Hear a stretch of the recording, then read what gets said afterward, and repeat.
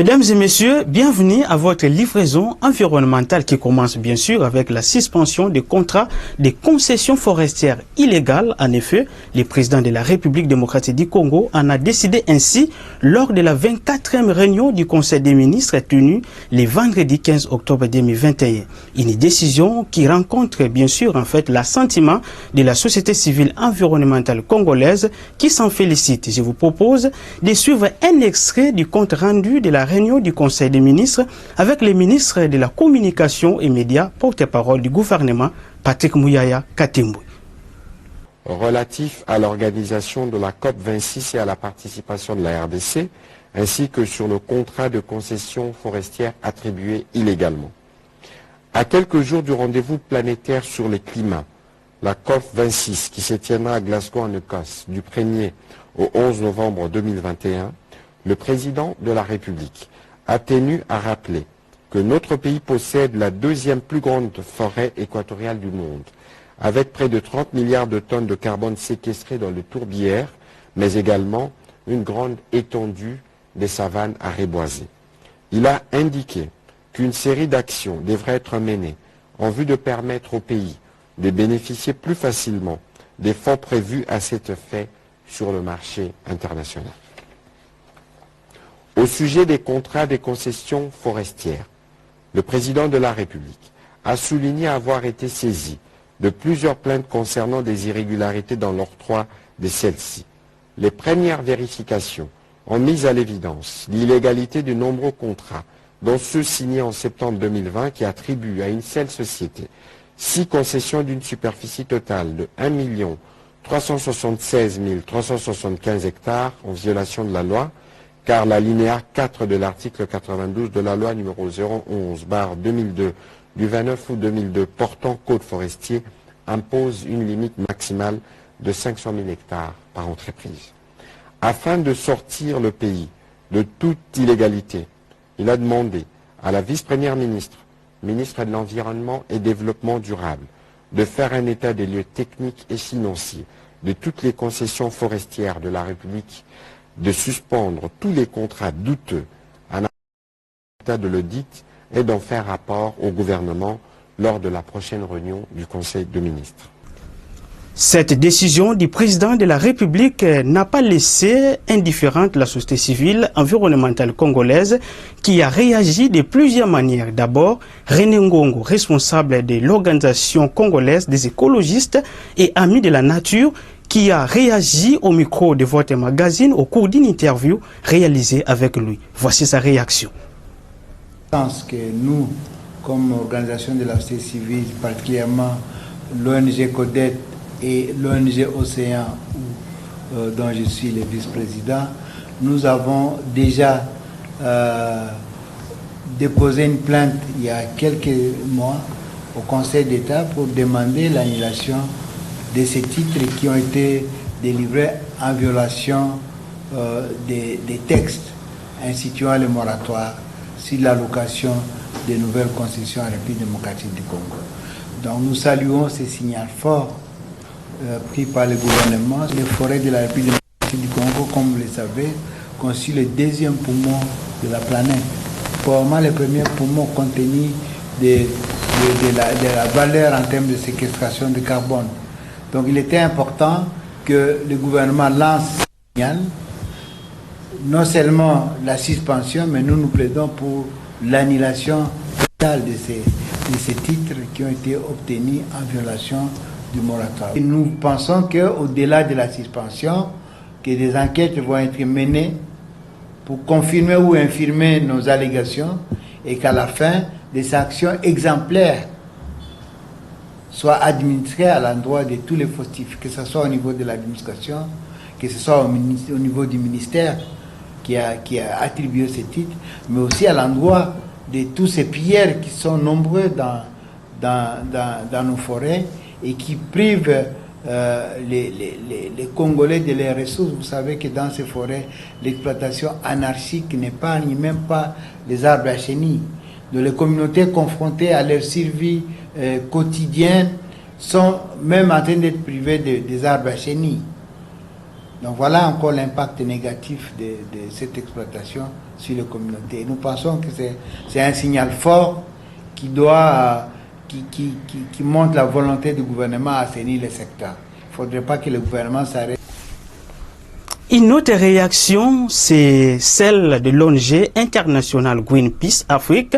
Dans un communiqué publié le 16 octobre 2021 à Kinshasa, Greenpeace a loué la décision prise par les chefs de l'État et l'encourage à demeurer vigilant et veiller sur l'exécution sur la mise en œuvre effective de cette décision par la vice-première ministre et ministre de l'Environnement et Développement durable, Eve Bazaïba. La lecture de ces communiqués est faite ici par Ruth Kambaji.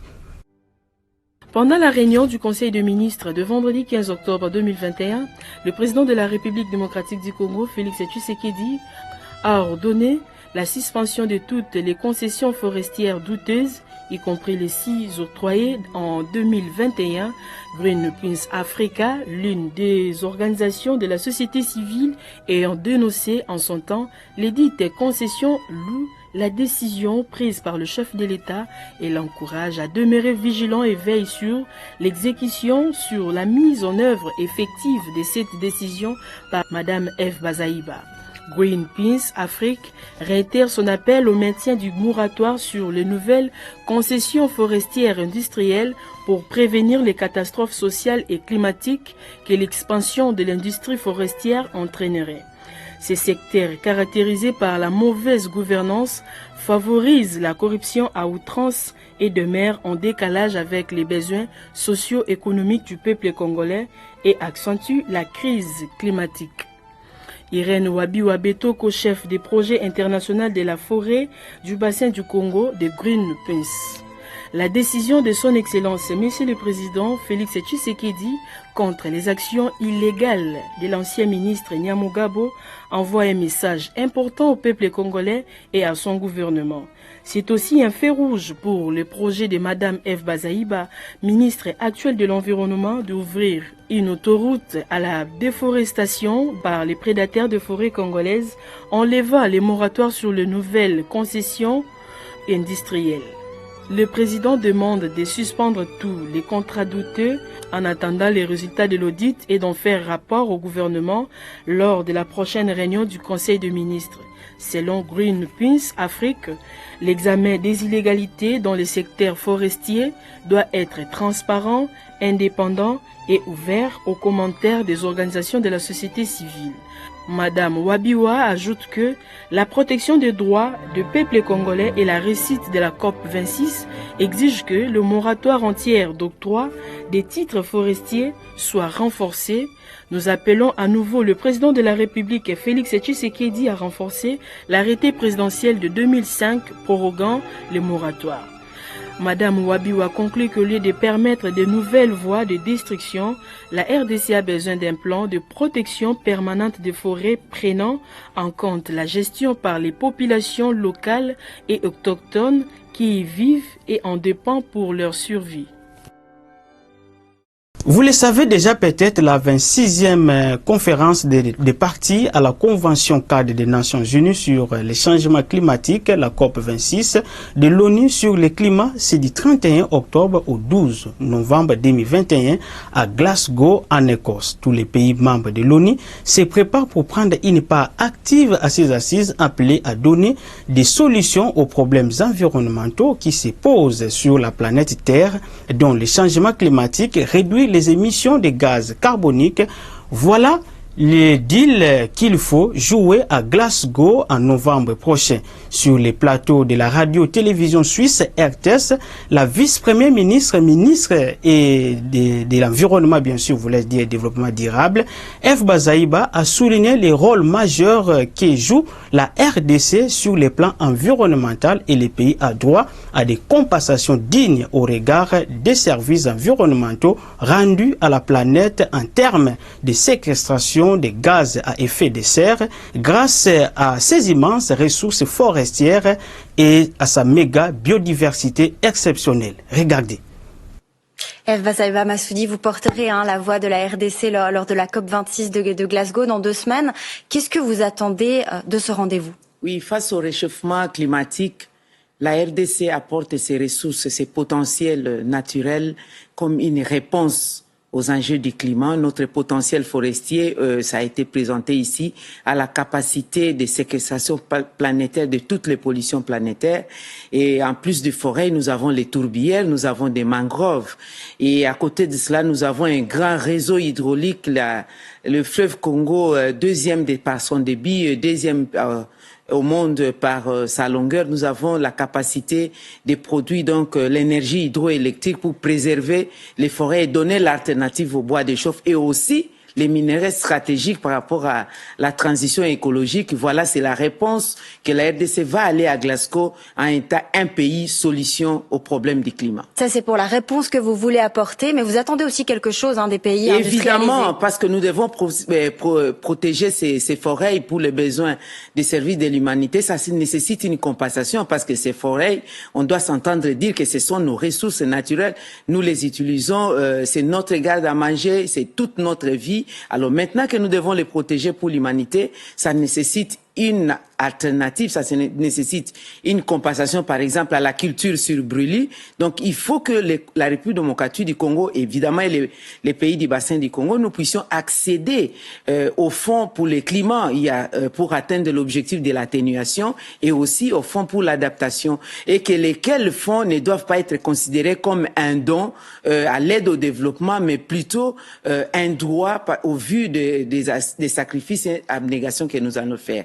En dehors de ça, j'ajoute la question des minerais stratégiques, les cobalt, le lithium, les coltans, etc. Mais il faudrait qu'il y ait un mécanisme pour la transformation locale en vue de leur donner une plus-value. Donc voilà, c'est comme ça que nous allons nous présenter à Glasgow, RDC Pays Solutions, au sein du bassin du Congo. Vous parlez des minerais, la Suisse exploite aussi votre sous-sol avec des entreprises comme Glencore. Est-ce que vous régulez ces activités, vous surveillez ces activités? Nous sommes dans les contrôles de tout ce qu'il y a comme exploitant minier. Moi, je m'occupe du volet pollution et ma collègue des mines s'occupe du volet administratif et tout. Et le collègue de l'industrie a déjà présenté ce que nous appelons le plan directeur d'industrialisation de la République démocratique du Congo pour la transformation locale de nos ressources naturelles. Et j'avais reçu aussi les représentants des Glencore dans mon cabinet. Je vais descendre encore une fois de plus sur le terrain pour ce faire. Vous êtes à la numéro 3 du gouvernement de RDC. Votre grand projet, c'est aussi d'améliorer la gestion des déchets dans votre pays. Vous êtes ici en Suisse aussi pour faire quelques observations. Est-ce que vous allez repartir avec certaines expertises? J'ai été invité en Suisse pour le Forum des 100 et j'ai apprécié avec des réunions parallèles. J'ai obtenu des contacts avec les responsables de l'économie circulaire sur la gestion des déchets et ça c'est une expérience extraordinaire. En tout cas, j'en suis sorti avec des voies et moyens, des projets concrets pour que cela soit fait dans notre pays parce que les immondices, les déchets aujourd'hui, ça constitue du business, ça constitue une ressource, une matière première qui va jouer d'une pierre plusieurs coups et parce que je m'occupe pas seulement de l'environnement mais aussi des développements durables en vue que les Congo, en 2030, à l'agenda mondial, nous puissions avoir une réponse lors de l'évaluation de l'atteinte de ces différents objectifs. Merci beaucoup, Eve Bazaiba Mazoudi, d'avoir été notre invitée ce soir. C'est moi qui vous remercie. La RDC constitue la solution à la crise climatique, a dit Madame Eve Bazaiba. Un avis partagé par René Ngongo de l'ONG Océan qui a souligné que la RDC est réellement un pays solution aux problèmes environnementaux. Les immenses ressources forestières de la RDC qui la placent au premier rang des pays forestiers dans le bassin du Congo et deuxième poumon forestier mondial après celui de l'Amazonie doivent non seulement contribuer à l'équilibre climatique, mais aussi et surtout contribuer à la réduction de la pauvreté, c'est-à-dire au développement du pays. Suivez plutôt l'intervention de René Ngongo dans cet extrait de l'interview réalisée avec lui.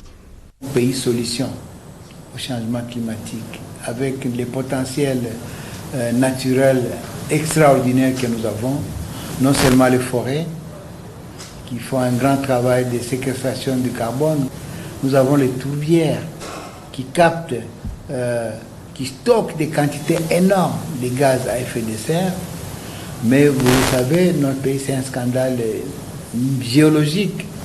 Et parmi nos minéraux se trouvent le lithium, le cobalt, utilisés dans la fabrication des véhicules électriques. Parce qu'on fabrique des véhicules électriques pour éviter la pollution liée aux combustibles fossiles, notamment le pétrole, y compris essence et gasoil. Les véhicules à essence que nous sommes en train d'acheter, d'ici là, ne seront plus en circulation dans certains pays européens. Donc, là aussi, la solution se trouve en République démocratique du Congo. Restons encore avec M. René Ngongo pour boucler avec lui cette émission. Chaque pays membre de l'ONU s'est engagé à réduire ses émissions de carbone à un niveau donné. La RDC s'est engagée à réduire de 17% ses émissions de dioxyde de carbone à l'horizon 2030. Qu'est-ce qui est fait dans ce sens et quels sont les secteurs qui sont concernés pour que la RDC atteigne ses objectifs de réduction des émissions dans le cadre, bien sûr, de sa contribution déterminée au niveau national, la CEDEN. Voici la réponse dans cet élément avec René Ngongo. Au niveau national, CEDEN, comme on l'appelle, chez nous, en République démocratique du Congo, est focalisé sur 4 axes. L'axe forestier, déjà là, on commence à voir des signaux de l'intérêt d'assainir les secteurs. L'axe énergétique, je crois qu'il y a un travail, on a suivi tous les contrats, à chaque voyage du chef de l'État, on voit les ministres des hydrocarbures, des ressources hydrauliques qui accompagnent pour faire la promotion des INGA et des potentialités que nous avons. Donc si déjà on arrive à avoir de l'électricité, on augmente la desserte, aujourd'hui elle est à moins de 10%. Si avec l'appui des partenaires, on arrive à améliorer la desserte, on va réduire les émissions liées à l'énergie. L'autre axe, c'est l'agriculture qu'il faut améliorer. On a besoin d'une agriculture résiliente au changement climatique, mais aussi qui utilise des méthodes écologiques comme l'agroforesterie, qui associe l'arbre à l'agriculture pour fertiliser le sol et éviter l'itinérance qui fait beaucoup de dégâts dans la forêt. Et le quatrième axe qui a été ajouté à ces trois, c'est l'axe gestion des déchets. Et parmi les déchets, nous voyons les déchets liés à l'exploitation minière, d'où l'intérêt d'améliorer l'effectivité de la mise en œuvre du code minier qui a été révisé il y a 3 ans maintenant et qui a mis des normes sur le plan environnemental qui nécessitent la réduction des émissions. Donc, avec les moyens propres, nous pouvons déjà commencer à réduire les émissions. Évidemment, il y a toute une éducation à la communauté pour avoir des gestes, comment on peut dire, des gestes éco-citoyens. On parle de la journée mondiale de l'arbre, la journée de l'arbre. Il faudrait que nous puissions avoir la culture de couper les arbres, mais de planter, vous coupez un arbre, vous en plantez 3, ainsi de suite. Tout ça, ça va aider à promouvoir, limiter les émissions, mais aussi séquestrer à travers les efforts de reboisement. Vous savez qu'il y a un grand programme de 1 milliard d'arbres qui ne doit pas être dissocié à tous les efforts en cours. Vous savez que nous avons des tourbières et la RDC a la particularité de ne pas exploiter ces tourbières. Donc il est important de pouvoir préserver ces tourbières, mais à ce moment-là, il faut des compensations. Et ça sera un des messages forts. C'est bien de venir donner des leçons, maintenir le moratoire, mais qu'est-ce que la RDC reçoit en contrepartie de la préservation de ces forêts?